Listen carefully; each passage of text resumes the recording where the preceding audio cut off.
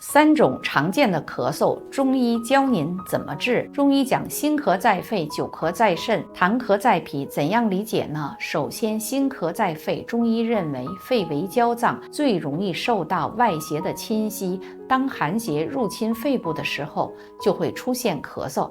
这个阶段的咳嗽声音尚浅。再说久咳在肾，如果您平时有长时间的咳嗽、喘闷，或者活动之后还会加重，另外晚上也会出现咳嗽，这种情况多见于肾虚导致的。肺和肾的关系就像母和子的关系，这种情况下我们只治疗肺是没有用的，要肺肾同治。痰咳在脾，如果长时间的咳嗽、胸闷不能活动，并且伴有咳痰的情况，那就不单是肺和肾的关系了，还和脾有很大的关系。中医讲脾为生痰之源，脾主运化，当脾虚了，不能运化水湿，湿气就会聚集成痰湿，这个时候就要肺脾肾3脏同调。